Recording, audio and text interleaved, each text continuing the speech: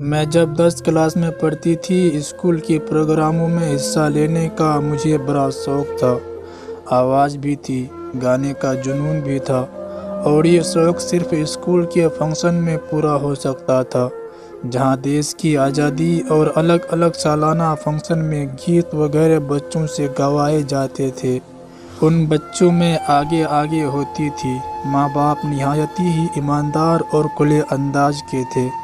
School کے function میں حصہ لینے سے منع نہیں کرتے تھے۔ انہوں نے ہم کو اچھا کھلایا پہنایا۔ جس چیز کی خواہش کی پوری ہوئی، کسی قسم کی کوئی حسرت نہ رہی، اس لیے ہر چیز سے اُب چکی تھی۔ اسکول میں ارجن نام کا ایک لڑکا تھا۔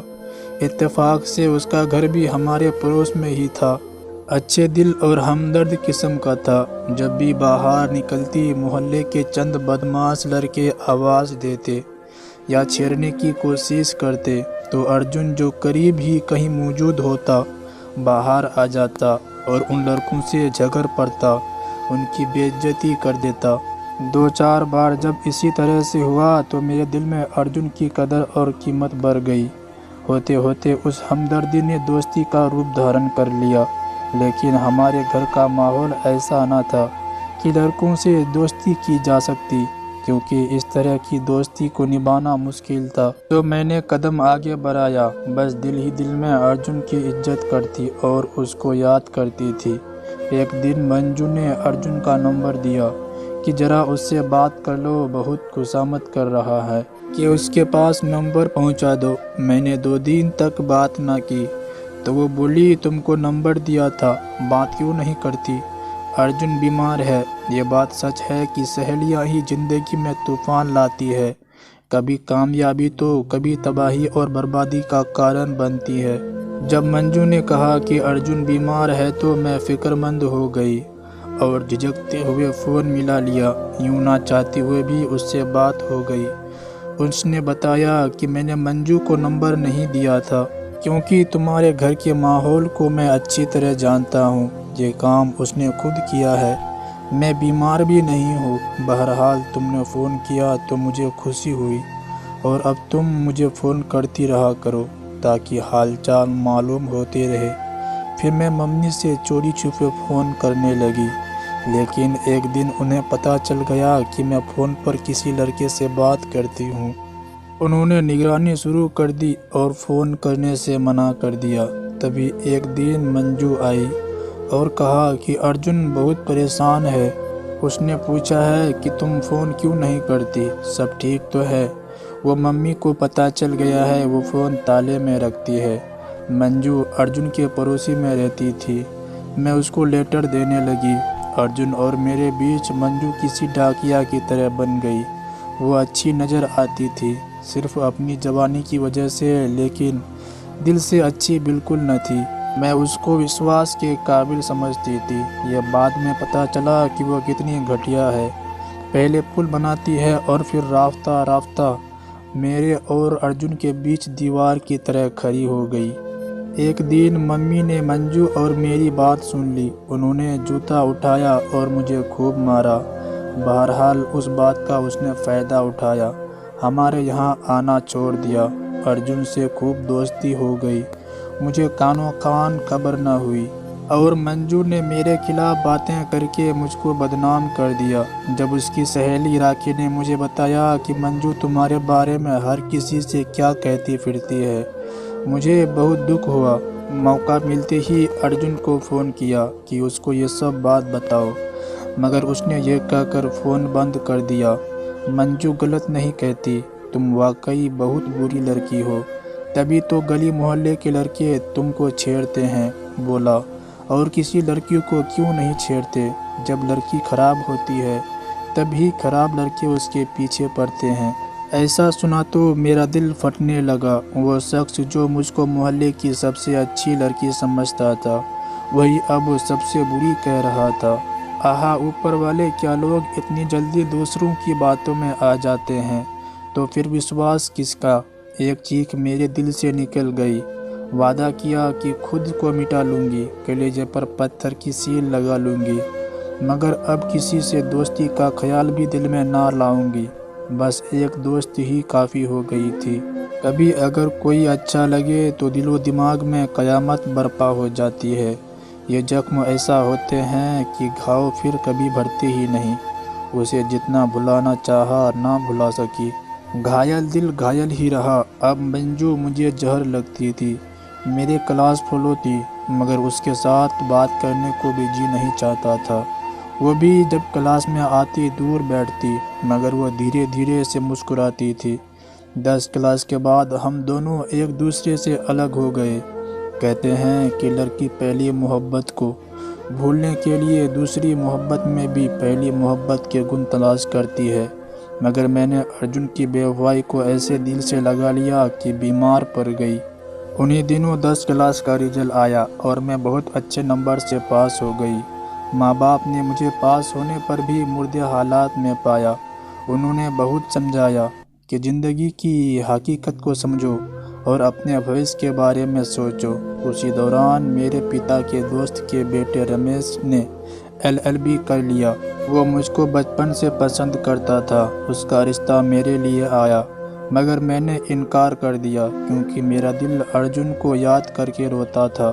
میں بری لڑکی نہیں تھی، محنتی بھی بہت تھی، ارجن سے دل سے محبت کی تھی، لیکن پھر بھی میں مجرم بن گئی۔ خیر، میں نے منجو کی وجہ سے کالج میں قدم رکھا تو کچھ سال بہل گیا۔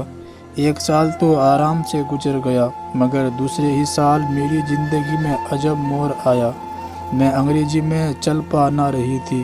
روز میں اب پتا جی سے کہتی کہ مجھے ٹیوشن لگوا دے ورنہ میں فیل ہو جاؤں گی۔ تب انہوں نے اکیڈمی میں داخل کے لیے اجازت دے دی۔ یہاں کا ماحول کھلا تھا، مگر میں اپنے کسی کلاس فیلو سے فری نہ تھی، بس ضرورت کے تحت بات کر لیا کرتی تھی۔ مگر ایک لڑکا تھا جو مجھ سے بات کرنے کے لیے پریشان رہتا تھا۔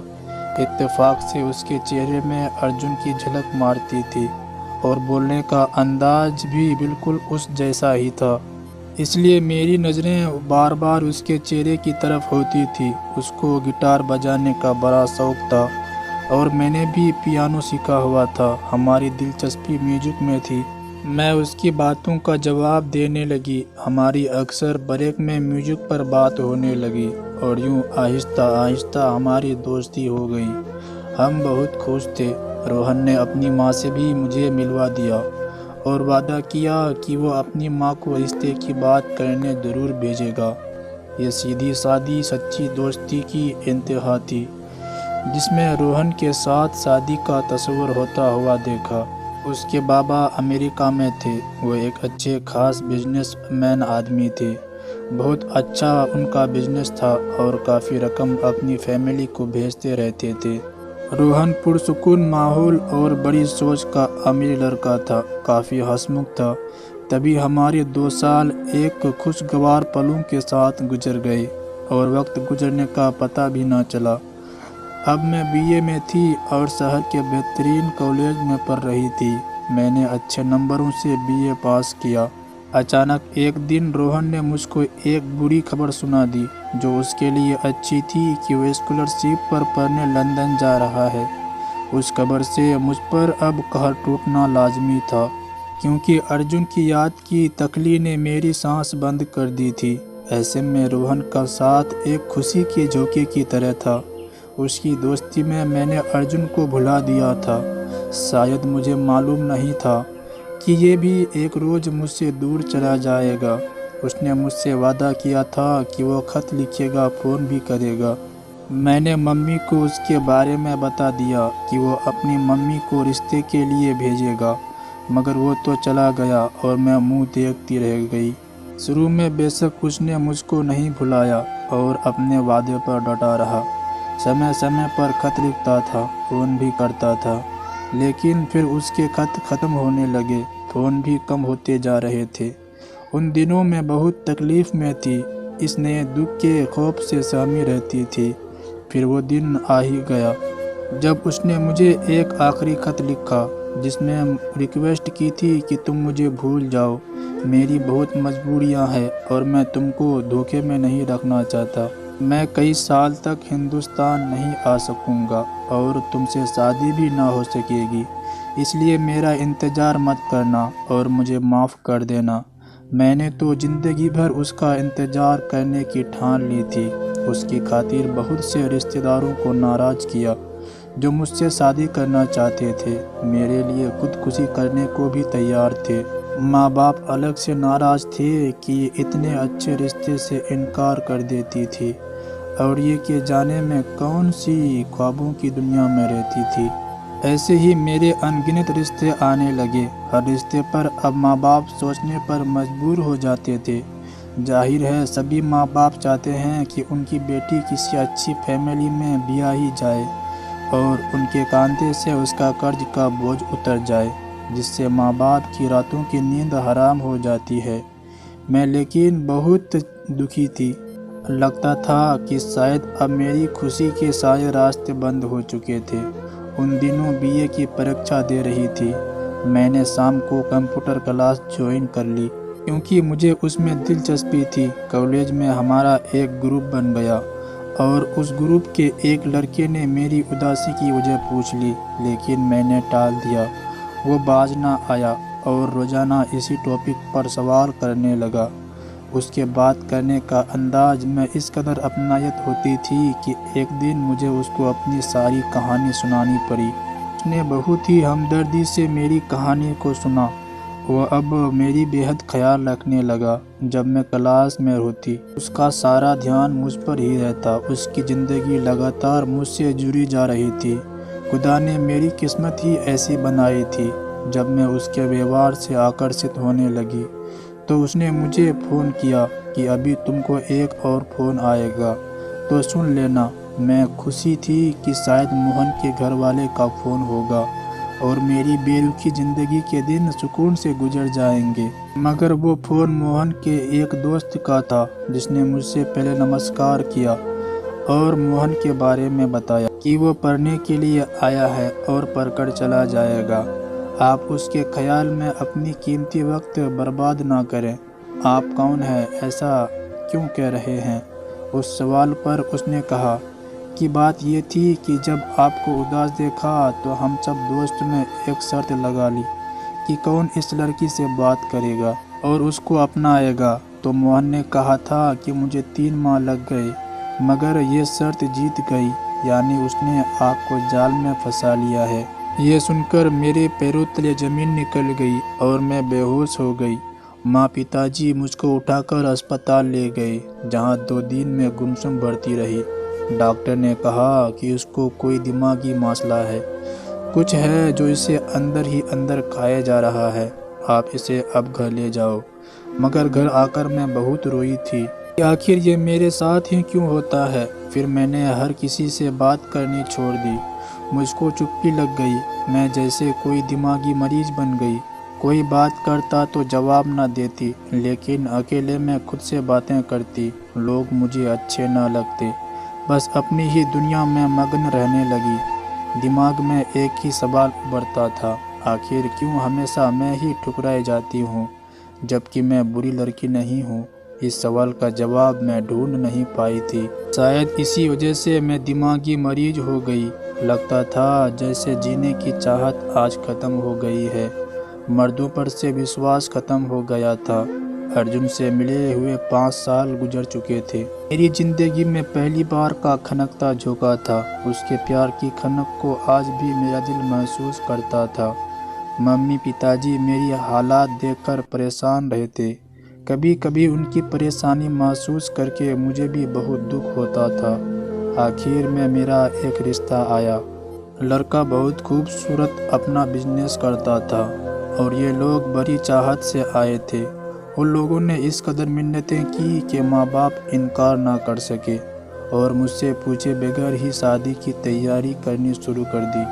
ایک حواسی گھر میں پھرنے لگی۔ میری ماں نے مجھ کو لڑکی کو دیکھنے کے بارے میں کہا، مگر میں نے دیکھنے سے منع کر دیا۔ یہاں تک کہ ماں باپ کی عزت کی خاطر میں نے شادی میں بھی اپنے پتیور کا منہ نہیں دیکھا، بس خاموشی سے شادی کر لی، کیونکہ سبھی مرد اب میرے لیے ایک جیسے تھے، جو لڑکی کو بس کچھ دنوں کے لیے اپنا بناتے ہیں اور پھر راستہ بدل لیتے ہیں یا پھر بھلا دیتے ہیں۔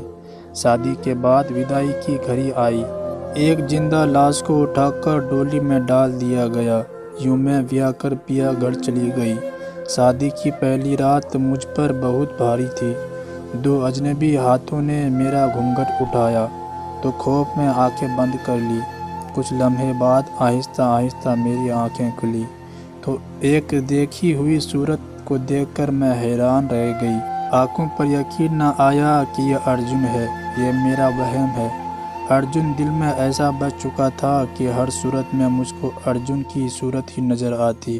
یہ سب سوچتے ہوئے میرا خون تیزی سے دوڑنے لگا، اور جب ارجن نے میری انگلی میں منہ دکھائی کہ وہی انگوٹھی پہنائی جو کبھی میں نے ان کو گفٹ کی طور پر دی تھی، تو میرا دل اچھل کر حلق میں آ گیا، اور بڑی مشکل سے میں نے نگاہیں اوپر اٹھائی اور پھوٹ پھوٹ کر رونے لگی۔ یہ خوشی کے آنسو تھے، کیونکہ میرے سامنے میرا ارجن ہی تھا۔ وہ تو حقیقت کے روپ میں میرے سامنے تھا، جس کی تصویر میں خوابوں میں دیکھا کرتی تھی۔ تو کیا آج واقعی میرا حقیقت ہم سفر بھی بن گیا تھا، جو میری پہلی محبت تھا؟ تم نے اتنے سال مجھ سے بات کیوں نہیں کی؟ میں نے شکوہ کیا، مجھ کو بھلا دیا اور بھول جانے کو کہا تھا۔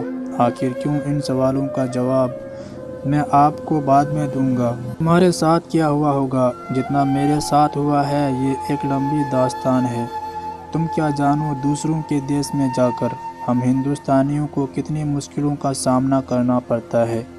یہ اتنے سخت دن ہوتے ہیں کہ محبوب تو کیا، ماں باپ، بھائی بہن، دوست کو بھی بھولنا پڑ جاتا ہے۔ میرے دوست تم پر نظر رکھتے تھے، میں اس سے بات کرتا رہتا تھا۔ تم میرے لیے بنی تھی۔ اوپر والے سے پرارتھنا کرتا تھا کہ تمہاری کسی اور سے شادی نہ ہو اور پھر تم مجھے مل جاؤ۔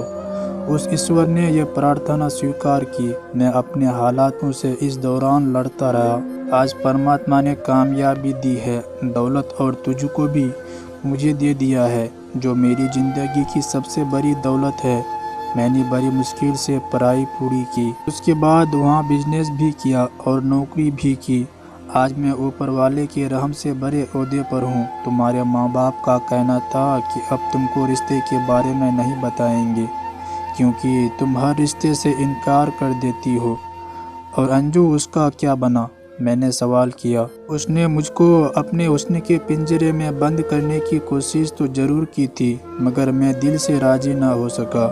اب انشو کو اس کے کیے کی سزا مل گئی ہے۔ شادی کے 2 سال بعد اس کو طلاق ہو گئی اور اب گھر بیٹھی ہے۔ آج میں ارجن کے ساتھ خوشی خوشی زندگی گزار رہی ہوں، 2 بچے کی ماں بھی ہوں۔